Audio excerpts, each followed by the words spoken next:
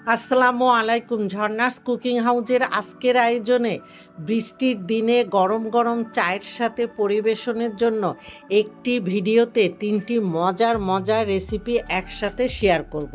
আশা করি রেসিপিগুলি আপনাদের কাছে ভালো লাগবে। প্রথমে আপনাদের সাথে ঝুরা মাংস দিয়ে প্রথমে পেটিটা তৈরি করে তারপরে একটা মজার বিফ বার্গারের রেসিপি শেয়ার করব। প্রথমে এখানে আমি ১ কাপ ঝুরা মাংস নিয়েছি, আর এই ঝুরা মাংসটা একদম আঠালো যে ঝুরাটা হয় আমি সেইটা নেইনি, যাতে একটু দানা দানা থাকে, তাহলে এই বার্গার পেটিটা তৈরি করলে খেতে ভালো লাগে। আমি এখানে পরিমাণে ১ কাপ নিয়েছি, আপনারা চাইলে আরও বাড়িয়ে নিতে পারেন।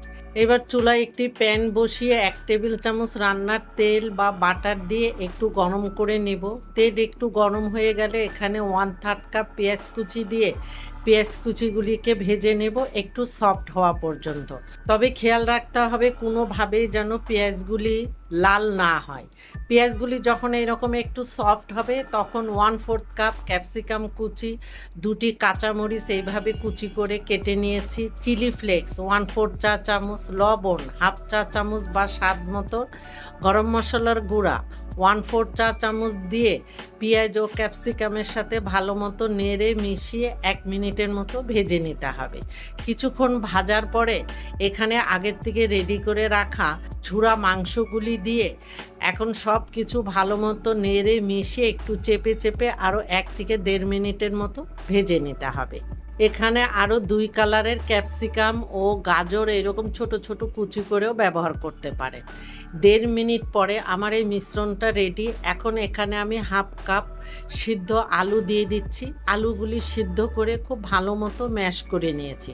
তবে আজকে আমার এখানে ম্যাশ করাটা ভালো হয়নি, একটু গোটা গোটা থেকে গিয়েছে। এতে কোনো সমস্যা নেই, আপনারা যদি ম্যাশ করেন একদম মিহি ম্যাশ করে নেবেন। এবার এই মাংসের পুরের সাথে সিদ্ধ আলু খুব ভালো মতো মিশিয়ে আরও 1 মিনিটের মতো এইভাবে নেড়ে চেড়ে ভেজে নিতে হবে। আর এখানে এক্সট্রা কোনো মশলা ব্যবহার করার প্রয়োজন নেই, কারণ মাংসের মধ্যে সব ধরনের মশলা আছে, আর ওই ফ্লেভারটাই কিন্তু খেতে অনেক ভালো লাগে। আমার মাংসের পুরটা রেডি। এখন আমি একটি বাটিতে এই মাংসের পুর তুলে নিচ্ছি। এখন এই বার্গার পেটি তৈরি করার জন্য পুরটা কিন্তু একদম রেডি। এখন একটু হালকা ঠান্ডা হলে আমি এই পুরটাকে 3 ভাগ করে নেব, মানে আমি আজকে 3টা বার্গার তৈরি করব। সমান 3 ভাগ করে এখান থেকে 1 ভাগ নিয়ে হাতের তালুতে নিয়ে গোল করে হালকাভাবে চেপে চেপে এইভাবে পেটি তৈরি করে নেব। পেটিটা তৈরি করা হয়ে গিয়েছে, আমি বাকি দুটিও পেটি তৈরি করে নেব। আপনার বার্গার বানগুলি যত বড় সেই সাইজে এই বার্গারের জন্য পেটিটা তৈরি করে নেবে। এবার আরেকটি বাটিতে রুম টেম্পারেচারে থাকা একটি ডিম নিয়ে 1 চিমটি লবণ দিয়ে ভালো মতো ফেটিয়ে এই ডিমের বাটিটা সাইডে রেখে পরের প্রসেসে চলে যাচ্ছি। এবার চুলায় একটি তাওয়া বসিয়ে 1 টেবিল চামচ বাটার বা তেল দিয়ে হালকা গরম করে নেব। বাটারটা যখন হালকা গরম হবে তখন একটি পেটি নিয়ে ডিমের মধ্যে 2 সাইডে খুব ভালো মতো ডুবিয়ে এখন এই পেটিটার সাথে সাথে আমি বাটারের মধ্যে দিয়ে দিব। আর এই পর্যায়ে চুলার হিট মিডিয়াম লোর মাঝামাঝি রেখে এই পেটিগুলি 2 সাইডে কয়েকবার উল্টিয়ে পাল্টিয়ে গোল্ডেন কালার করে ভেজে নিতে হবে। পেটিগুলি 2 সাইডে হালকা করে ভেজে একটু ঠান্ডা করে নিয়ে একটি এয়ারটাইট বক্সে ভরে সংরক্ষণ করে রাখতে পারবেন 15 দিন পর্যন্ত। আগের থেকে যেহেতু সব কিছু প্রসেস করা, তাই হালকা করে ভেজে নিলেই হবে। আমার এই পেটিগুলি ভাজা হয়ে গিয়েছে, এখন আমি একটি পাত্রে তুলে নিচ্ছি। এখন ওই পেটি ভেজে নেওয়ার পরে ওই তাওয়ার মধ্যে আমি বার্গার বান 2 ভাগ করে নিয়ে 2 সাইডে হালকা গোল্ডেন কালার করে ভেজে নেব, হালকাভাবে চেপে চেপে। এখানে বেশি চাপাচাপি করতে যাবেন না। আর এই বার্গার বানের রেসিপি আমার চ্যানেলে আছে, ডেসক্রিপশন বক্সে লিঙ্ক দেওয়া থাকবে, আপনারা চাইলে চেক করে নিতে পারেন, অথবা বাজার থেকে কেনা বার্গার বানও এখানে ব্যবহার করতে পারেন। এখন 2 সাইডে এইভাবে হালকা গোল্ডেন কালার করে ভাজা হয়ে গিয়েছে, এখন তুলে নিচ্ছি। বাকিগুলিও আমি এইভাবে হালকা করে ভেজে একটু ঠান্ডা করে নেব। এবার সাজিয়ে নেওয়ার পালা। এখন বার্গার বানের 1 স্লাইস নিয়ে এখানে আমি 3 টেবিল চামচ করে মেয়োনিজ ও টমেটো সস মিশিয়ে একটা সস তৈরি করে নিয়েছি খুবই সিম্পলভাবে। আর এই মেয়োনিজ ও টমেটো সসের রেসিপি অলরেডি আমি আপনাদের সাথে শেয়ার করেছি, ডেসক্রিপশন বক্সে লিঙ্ক দেওয়া থাকবে, আপনারা চাইলে চেক করে নিতে পারেন। এখন এখানে এই সসটা দেওয়ার কোনো নির্দিষ্ট পরিমাপ নয়, আপনি যতটুকু খেতে পছন্দ করেন ততটুকু দিয়ে উপরে পেটিটা দিয়ে আমি আজকে শসা ও ক্যাপসিকাম দিয়ে সাজিয়ে এই ঝুরা মাংসের বার্গারটা পরিবেশন করব। তবে আপনারা লেটুস পাতা, টমেটো, আরও 2 কালারের ক্যাপসিকাম দিয়েও পরিবেশন করতে পারেন। আর সাজানোর ক্ষেত্রে কোনো ধরাবাঁধা নিয়ম নেই, আপনি যেভাবে ইচ্ছা এই বার্গারটা পরিবেশন করতে পারেন। আমি উপরে আরও কিছুটা সস দিয়ে তার উপরে বানের আরেক স্লাইসের উপরেও আমি সস খুব ভালো মতো স্প্রেড করে নিয়ে বানের স্লাইসটা হালকাভাবে চেপে দিলেই তৈরি হয়ে গেল দারুণ স্বাদের বিফ বার্গার।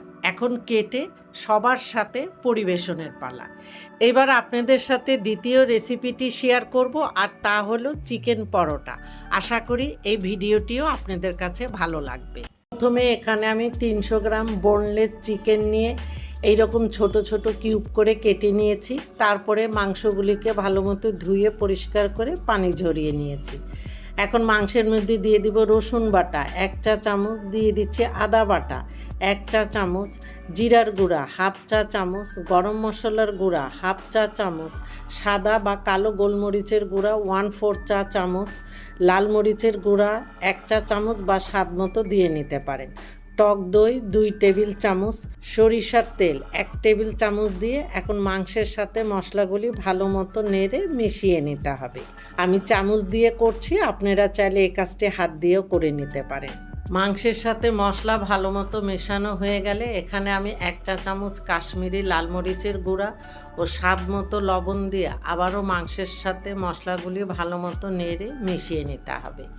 মাংসের সাথে মশলা ভালো মতো মেশানো হয়ে গেলে এখানে আমি 1 চা চামচের মতো লেবুর রস দিয়ে আবারও সব কিছু একটু ভালো মতো নেড়ে মিশিয়ে নিতে হবে। এখানে কাশ্মীরি লাল মরিচের গুঁড়াটা আমি কালারের জন্য ব্যবহার করেছি, আপনারা চাইলে স্কিপ করতে পারেন। সব কিছু মাখানো হয়ে গেলে আমি 10 মিনিটের জন্য মাংসগুলি ঢেকে রেখে দিব। 10 মিনিট পরে চুলায় একটি প্যান বসিয়ে আমি 2 টেবিল চামচ সরিষার তেল দিয়ে হালকা গরম করে নেব। তেল যখন হালকা গরম হবে তখন এই তেলের মধ্যে আগের থেকে ম্যারিনেট করে রাখা মাংসগুলি দিয়ে চুলার হিট মিডিয়াম লোর মাঝামাঝি রেখে 1 মিনিটের মতো মাংসগুলিকে নেড়েচেড়ে ভেজে নিতে হবে। মাংসগুলি যখন 1 মিনিট ভাজা হয়ে যাবে তখন ঢাকনা দিয়ে কিছুক্ষণ অপেক্ষা করব, আর চুলার হিট ও মিডিয়াম লোর মাঝামাঝি রেখে দিতে হবে। কিছুক্ষণ পরে আমি ঢাকনাটা তুলে নিচ্ছি, আর এরই মধ্যে মাংসের থেকে বেশ কিছুটা পানি বের হয়েছে। এই পানি দিয়ে মাংস খুব ভালো মতো সিদ্ধ হয়ে যাবে, এখানে এক্সট্রা কোনো পানি দেওয়ার প্রয়োজন নেই। এখন এই পানিটা দিয়ে মাংসটাকে আমি নেড়েচেড়ে আরও কিছুক্ষণ রান্না করব মাংসটা সিদ্ধ হওয়া পর্যন্ত। এর মধ্যে মাংসটা খুব ভালো মতো সিদ্ধ হয়ে গিয়েছে, আমি চেক করে দেখেছি। এখন এই মাংসের মধ্যে আমি 1/2 কাপ করে ক্যাপসিকাম ও পেঁয়াজ দিয়ে মাংসের সাথে ভালো মতো নেড়ে মিশিয়ে চুলার হিট মিডিয়াম হাইতে রেখে 1 মিনিটের মতো রান্না করে নেব।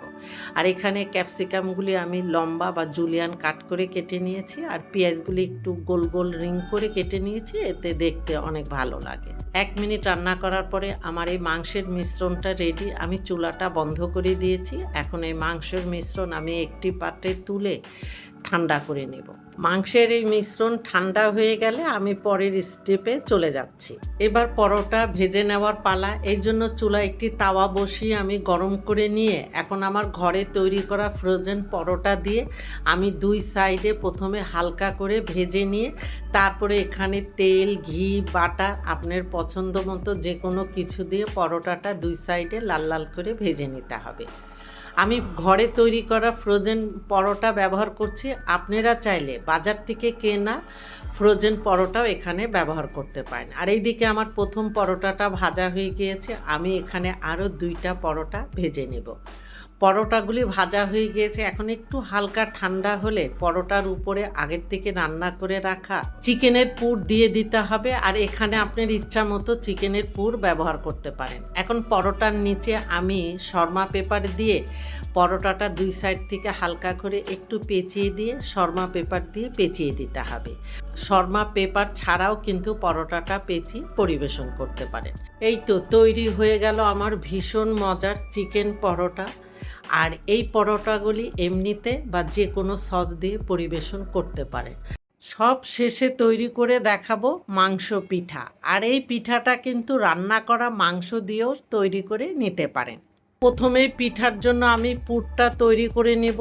এই জন্য এখানে আমি হাফ কেজি হাড় চর্বি ছাড়া গরুর মাংস নিয়ে এরকম ছোট ছোট পিসেস করে কেটে ধুয়ে পরিষ্কার করে নিয়েছি।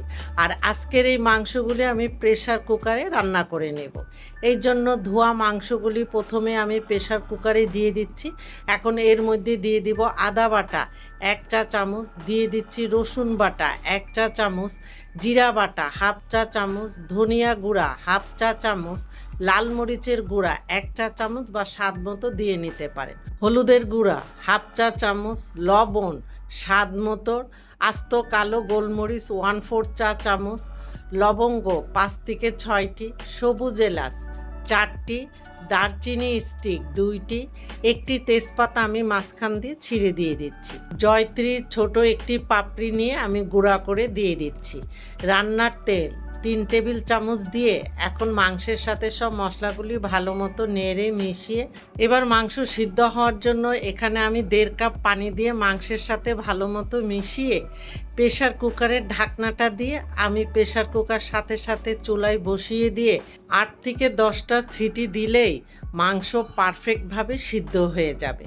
আপনারা যদি পাত্রে মাংস রান্না করেন সেক্ষেত্রে সময় এবং পানির পরিমাণ বেশি লাগবে। 8টা সিটি দেওয়ার পরে আমি প্রেসার কুকারের ঢাকনাটা খুলে নিচ্ছি। আর এই মাংসের ভিতরে যে কিছুটা পানি ছিল চুলার হিট বাড়িয়ে দিয়ে এই বাড়তি পানিটা আমি শুকিয়ে নিয়েছি। আর মাংস খুবই পারফেক্টভাবে সিদ্ধ হয়েছে, আমি আপনাদেরকে একটু দেখিয়ে দিচ্ছি। এবার মাংসগুলি একটি পাত্রে তুলে নিয়ে মাংসের থেকে গোটা মশলাগুলি সব ফেলে দিয়ে হাত দিয়ে মাংসগুলিকে ঝুড়া করে নেব। মাংসগুলি ঝোড়া করা হয়ে গেলে মাংসর প্লেটটা সাইডে রেখে পরের প্রসেসে চলে যাচ্ছি। এবার চুলায় আরেকটি পাত্র বসিয়ে 3 টেবিল চামচ রান্নার তেল দিয়ে একটু গরম করে নিয়ে এখানে আমি 2 কাপ পেঁয়াজ কুচি দিয়ে পেঁয়াজ কুচিগুলিকে হালকা গোল্ডেন কালার করে ভেজে নিতে হবে। তবে খেয়াল রাখতে হবে পেঁয়াজগুলি যাতে একদম বেরেস্তা না হয়। আর এখানে তেলের পরিমাণটা কিন্তু খুবই কম লাগে। একটু ধৈর্য সহকারে পেঁয়াজগুলিকে ভেজে নিতে হবে অনবরত নেড়ে চেড়ে। পেঁয়াজের কালার যখন এরকম হালকা গোল্ডেন কালার হবে তখন শুধু পেঁয়াজের জন্য এখানে স্বাদ মতো কিছুটা লবণ দিয়ে পেঁয়াজের সাথে মিশিয়ে আগের থেকে রান্না করে রাখা ঝুড়া মাংসগুলি পেঁয়াজের মধ্যে দিয়ে পেঁয়াজের সাথে খুব ভালো মতো নেড়ে মিশিয়ে নিয়ে এখানে দিয়ে দিব ভাজা জিরার গুঁড়া হাফ চা চামচ, দিয়ে দিচ্ছি গরম মশলার গুঁড়া 1/4 চা চামচ এবং চিলি ফ্লেক্স 1 চা চামচ দিয়ে এখন সব কিছু ভালো মতো নেড়ে মিশিয়ে নিলে মাংসের পুরটা রেডি। এখন এই মাংসের পুর আমি একটি পাত্রে তুলে এই পুরগুলি আমি সাইডে রেখে পরের প্রসেসে চলে যাচ্ছি। 1.5 কাপ চালের গুঁড়া এবং হাফ কাপ ময়দা দিয়ে আমি আগের থেকে একটি কাই তৈরি করে নিয়েছি। আর এর ভিডিওটা আমি দেখাইনি কারণ এর আগেই আমি নারিকেলি পাকন পিঠা তৈরি করার সময় কাইটা তৈরি করার প্রসেস দেখিয়েছি, এই জন্য আজকে দেখাইনি, ভিডিওটা বড় হয়ে যাবে। এখন এখান থেকে আমি কিছুটা কাই নিয়ে বাকিটা আমি ভেজা কাপড় দিয়ে ঢেকে রাখবো, তা না হলে উপরটা ড্রাই হয়ে যাবে। পরিমাণ মতো শুকনা চালের গুঁড়াতে একটা বড় রুটি তৈরি করে নেব। এই কাই তৈরি করার সময় এখানে আমি ময়দা ব্যবহার করেছি, আপনারা চাইলে ময়দা স্কিপ করে শুধু চালের গুঁড়া দিয়ে কাই তৈরি করে নিতে পারেন। রুটিটা এমনভাবে বেলে নিতে হবে বেশি মোটাও না আবার বেশি পাতলাও না। এখন এই পিঠাগুলি তৈরি করার জন্য আমি এরকম একটা ছাঁচ নিয়েছি, আপনারা চাইলে যে কোনো বয়মে ঢাকনা দিয়েও তৈরি করে নিতে পারেন। এখন এই ছাঁচের 2 সাইডে আমি একটু অয়েল ব্রাশ করে নিয়েছি, তাহলে পিঠাগুলি কাটতে এবং তৈরি করার সময় ছাঁচের সাথে আটকে যাবে না। এইভাবে রুটিটা বড় করে তৈরি করে নিলে একসাথে অনেকগুলি পিঠা তৈরি করা যায়। এখন ছাঁচের মধ্যে প্রথমেই ছোট একটা রুটি দিয়ে চারিদিকে একটু পানি দিয়ে ব্রাশ করে দিচ্ছি, এতে পিঠাটা আর খুলে যাবে না। এখন মাঝখানে পরিমাণ মতো পুর দিয়ে দিচ্ছি। এখানে বেশি পরিমাণে পুর দিতে যাবেন না, তাহলে পিঠাটা ফেটে যাবে। অ্যান্ড পুর দেওয়ার পরে হালকাভাবে চেপে দিলে কিন্তু পিঠাটা তৈরি করা হয়ে গেল। খুব সহজ না? এখন এই পিঠার মুখের সাইডে অনেক সময় একটু ফাঁকা থাকে, এই জন্য হাত দিয়ে হালকাভাবে চেপে দিলে আর ভাজার সময় খুলে যাওয়ার কোনো সম্ভাবনা থাকবে না। এখন আমি এইভাবে একে একে করে সবগুলি পিঠা আমি তৈরি করে নেব। সবগুলি পিঠা আমার তৈরি করা হয়ে গিয়েছে। এখন এই পিঠার উপরে একটা কাপড় দিয়ে ঢেকে এখন পিঠাগুলি আমি ভাজতে চলে যাচ্ছি।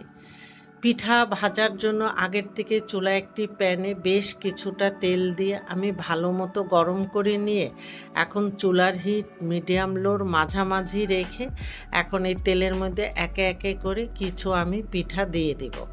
পিঠাগুলি দিয়ে সাথে সাথেই নাড়তে যাবেন না, কিছুক্ষণ অপেক্ষা করবেন। তারপরে একটি ছাঁচনিকের কাঠি দিয়ে কয়েকবার উল্টিয়ে পাল্টিয়ে গোল্ডেন কালার করে ভেজে নিলেই হবে। আর যদি পিঠাগুলি আপনারা ফ্রোজেন করতে চান তাহলে এই পর্যায়ে 1 থেকে 1.5 মিনিট ভেজে নিয়ে তুলে নিয়ে ঠান্ডা করে তারপরে একটি এয়ারটাইট বক্সে ভরে সংরক্ষণ করে রাখতে পারবেন বেশ কিছুদিন। আর এইদিকে আমার প্রথম ব্যাচের পিঠাগুলি ভাজা হয়ে গিয়েছে। এখন প্রথম ব্যাচের পিঠাগুলি আমি তুলে দ্বিতীয় ব্যাচের পিঠাগুলি আমি একইভাবে ভেজে নেব। পিঠাগুলি ভাজা হয়ে গিয়েছে। এখন পিঠাগুলি যে কতটা মুচমুচে হয়েছে আমি আপনাদেরকে একটু শব্দটা শোনাচ্ছি। এই তো তৈরি হয়ে গেল দারুণ স্বাদের মাংস পিঠা। আর এই পিঠাগুলি গরম গরম খেতে ভীষণ ভালো লাগে। আপনারা ভালো থাকবেন, আমাদের জন্য দোয়া করবেন। আল্লাহ হাফেজ।